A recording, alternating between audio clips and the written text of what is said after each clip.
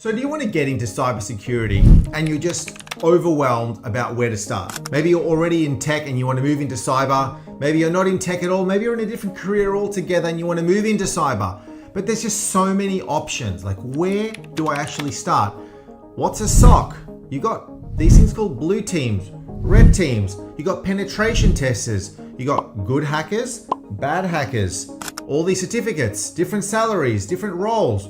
What's what? Hey, we're going to talk about that in this video. We're going to give you a little bit of an idea about the different roles, the different skill sets that cybersecurity people have, and all the different hats that they can wear. And then at the very end of the video, we're going to give you a little bit of a crash course, steps, right? How can you get started?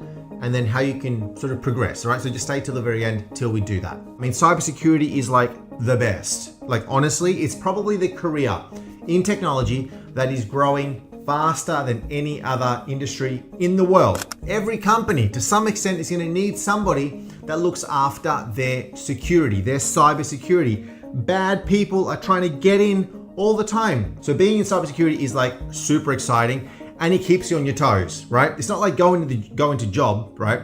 And then knowing what you're going to be doing, because it could, like, anything could happen. And then you coming in to save the day. Hey, before we do get into this, my name is Emilio. I love tech.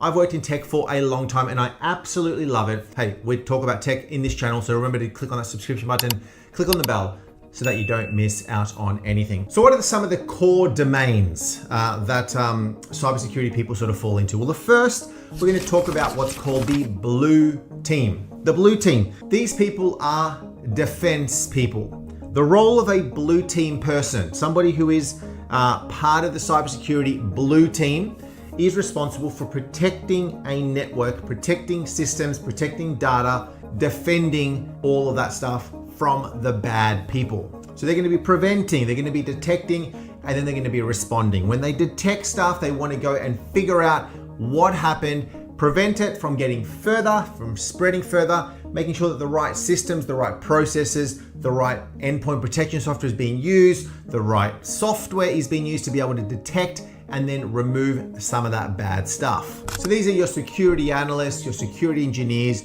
your SOC people. SOC stands for Security Operations Center. And these are people that are just trained to defend. So they're going to be dealing with things such as firewalls, with IDSs or IPSs, intrusion detection and intrusion prevention systems. Firewalls, as I said, super important, making sure that the firewalls are configured, set up correctly, that only the right traffic is allowed into a network, that the firewall and the network traffic is segregated, that there's proper, subnetting and VLANing being used to make it as difficult as possible. They may also wear the architecture hat, where they are now setting up how the network architecture is set up, so that they can make sure that if somebody or something should come into a network, it's very, very hard for that piece of, let's say, malware, ransomware, to be able to propagate itself across the network. Because the worst thing that could happen is if what's called a flat network, where all of the computers, the servers, the printers, they're all on the same sort of network. They're all on 192.168.1.1 network, right? They're all on the same network. So then something comes in and there's nothing stopping this from spreading to all the other devices, because they're all in the same network, in the same subnet. So then some of these people are responsible for making sure that they are segregating their network into different chunks, into different VLANs, to make it a lot harder, so that if something gets attacked, it's only going to attack one section. It's going to be very hard for it to go to another spot, because there's a firewall, there's a router, there's something in between that is protecting that access. And then you've got the red team, and these are the people who are the attackers, right? The other guys are defending, these people are now attacking. These are the ones who are now looking for those vulnerabilities. They're not only just defending, and that's important, and I think every red team person should probably be defending to some extent, but their purpose is to see how they can get in. So what's an example of this? Is a penetration tester. Penetration testers are awesome, and these are really, really good careers to get into. And they're essentially, they're sort of like ethical hackers. This is somebody who is paid to try to infect a system, to infect a network. And they actually get paid to come into a company. Sometimes there are bounties where, a very, very large company that releases some software will say, hey, here's $10,000 to whoever can break in to this system. Whoever can find this vulnerability, they're called 0 days, like something that has not been identified. There's no vulnerability existing yet. You need to find it. And if you find it and if you manage to get in as an ethical hacker, ethical meaning that you're not a bad hacker, you've got some form of ethics, okay? And then if they get in and they're successful, they get paid. And that's essentially what the bounties are all about. But then the penetration tester could actually be hired by a business. And I say, all right, penetration tester, I want you to find out what is vulnerable on my network. What is actually open, right? And I may give them some tasks. I say, look, I've got my websites. Try to attack my websites from outside on the internet. Try to attack my websites from inside of my network. I may say, hey, look, you're coming into my network and I want you to see if you can elevate your privileges to become a domain administrator or a global admin in my Microsoft 365 environment. I'm going to give them some basic credentials, but let's see if they can elevate their own privileges. Let's see if they can get into systems, into networks that they shouldn't have access to. Now, a tool that is really, really helpful, especially if you want to know more about the ethical hacking perspective, the penetration testing and all of the tools and things like this, is to install a tool called, or an operating system called Kali Linux, K-A-L-I Linux. This is a piece of software, an operating system, fully fledged Linux that has a whole bunch of tools that are like the toolbox that every single ethical hacker needs to have. So completely for free as well. Now there are a couple of the technical roles, the blue and the red teams, right? We'll go back to some of the other technical roles a little bit later on in the video, but now I'm going to talk to you about the GRC. This is the governance, risks, the committees, the compliance, all of these sort of things. This is the group of governance people, essentially the rules, the people who are putting in the rules into a company to say, yes, this company is compliant with all of these cybersecurity frameworks, right? Pretty important. NIST, N-I-S-T. You've got in Australia, I've got the Essential 8 model. I've got the ISO 27001 standard, the PCI compliance, the PCI DSS. These are all things that companies strive to achieve. If they achieve that, the fact that they are an ISO 27001 certified, that's great, because to be able to achieve ISO 27001 is pretty dang hard. It is hard to get to it because there's so many rules, right? And if you're a cybersecurity person in a company that has been tasked with making sure that the business is ISO 27001, get ready, because you're going to be in a roller coaster ride. Because you're going to have to work together with systems people, with networking people, with storage people, with application people, because there's all of these things, all of these checks that somebody needs to do to make sure that a company is fully compliant, to make sure that the network is as strong as possible. Now then you've got like all your generalists that are all around the security space. These are your standard server security people, your network security people, your security analysts, your security engineers, and these are people in a company that are sort of like the blue team, right? They don't have that task only, but they also could have elements of the red team as well. But they're now people in a business who are now responsible and given the responsibilities to make sure that those systems are secure. So for example, let's say you're a systems administrator. A systems administrator is going to be looking after servers. They're going to be looking after, storage, SAN, NAS. They're going to be doing patching. They're going to be doing, virtualization, cloud stuff, all of that, right? They're responsible for building the servers, for making sure all of that stuff is looking good. But then they need to make sure that all of that stuff is secure. So sometimes a systems administrator may have to do the security part as well, or they could partner with a security person who knows the security of servers, who understands, VMware, they understand Proxmox, they understand Citrix, and then they are responsible for making sure that those systems are secure. All right, so they're embedded in a company.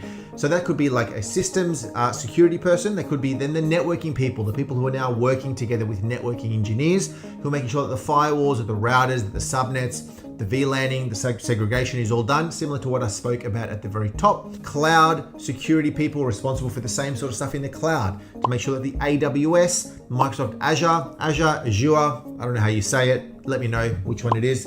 Google, all of that, right? They're now cloud security people, right? And they're sort of the main categories where you're going to find security people that are in those roles. Then there could be security people that are just responsible for all of those. And then you've also got the DevSecOps people, which sort of fall into this same category. Dev, which means developer, sec, security, and ops operations. These are now people who are developers with security experience, and they understand the day-to-day operations of BAU and administration, sort of like a morphing, gelling, a mixing of all of these traditional roles. Well, back in the day, there was just developers, and there was just security people, and there was just operations people. But now you sort of have this nice little infinity, little eternity logo thing where all of these roles are now all together. Dev, sec, op, engineers. Then you've got the bad guys. We're not going to talk about the bad hackers, but there's lots of them out there. You may actually work with some hackers thing. I've worked with them in the past as well, where I didn't even know that they had a second life and they were doing some shifty stuff behind the scenes, but we don't want to talk about them. But we want to make sure that we are protecting our network systems. And it's funny, there's so many stories of people who black hat hackers, and then you got white hat, then you got gray. And there's sort of all these three little shades. Whites are the good guys, blacks are the bad guys or girls, and then gray are sort of the ones in the middle. But a lot of these the black hat people are going to be, I guess there's ethical dilemmas, because in their mind, they often have good reasons for what they do. They see it as a good cause for what they do. And in some cases that may be accurate, in other cases, more often not. But there's so many cases of people who were black hackers, and this is a crazy statistic. The amount of times where black hackers have gone in, or they've done a shifty where they've tried to log in, or they hack into a system that they shouldn't have had access to, and then that company goes, man, they found this massive vulnerability in our network, I'm going to hire them, and then they get hired. That could happen too. Pretty crazy world. Now, what sort of certs should you be looking at right here? I mean, you may have gone off, you may have studied at university, at college, but then it's also good if you want to specialize in security to get certified in certain things. So some of the common certs out here are going to be your CompTIA securities, your CISSP, your GCIH, etc. And these are all sort of blue team related. Then you've got the red team certs, and these are, of course, are the attacking ones. The CEH, you've got the OSCP, you've got the PNPT, and there's a whole bunch more. On the governance side of things, you've got Security Plus, you've got ITIL. ITIL is also helpful from a service desk perspective if you just wanted to do day-to-day operations from a ticketing perspective, but it can be really, really good as well. ISO 27001, as I said. The CISM, the CISM, is one that is really good. This is the manager, I guess, from the security perspective.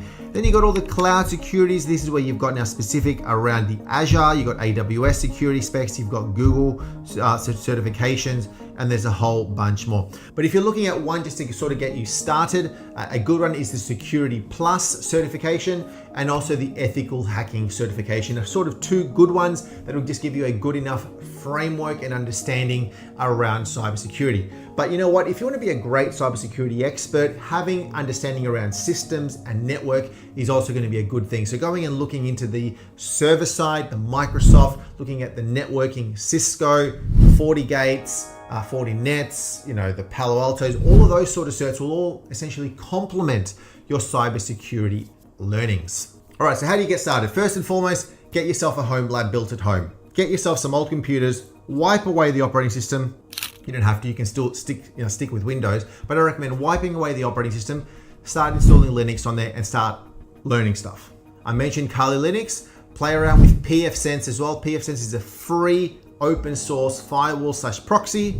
Look at Elk Stack, look at Snort, and then test your blue and your red team skills in those platforms in your own home lab that is isolated, of course. Don't have it as part of your main network, because then you could cause havoc to the rest of your network. Starting off as a help desk person is always good. Being a systems administrator or network administrator is also good.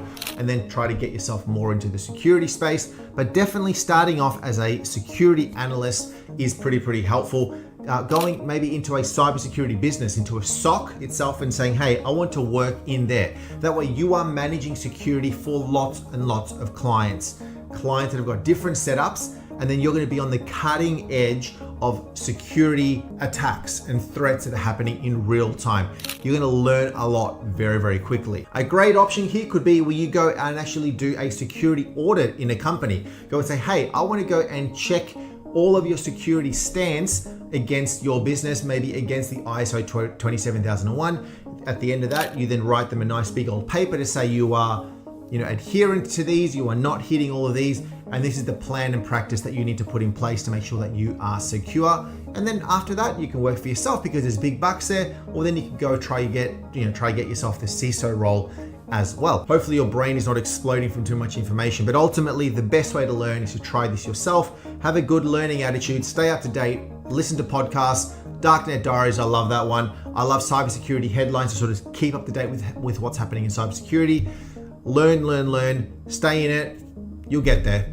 And that's it. Thanks so much for tuning in. Do the subscription thing, click on the button, as well as the little thumbs up if you like this video, and we will see you on the next video. Thanks again. Talk to you then.